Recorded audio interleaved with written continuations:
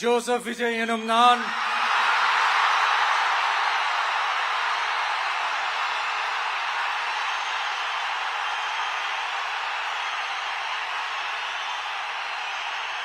சட்டப்படி அமைக்கப்பெற்ற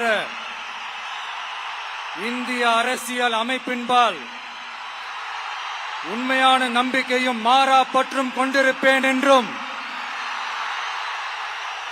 இந்திய நாட்டின் ஒப்பில்லாத முழு முதல் ஆட்சியையும் ஒருமையையும் நிலைநிறுத்துவேன் என்றும்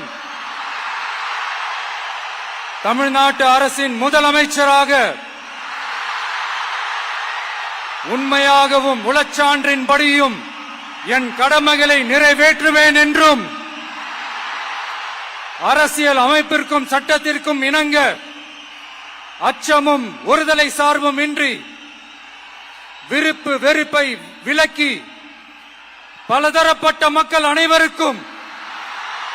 நேர்மையானதை செய்வேன் என்றும் ஆண்டவன் மீது ஆணையிட்டு உறுதிமொழிகிறேன்.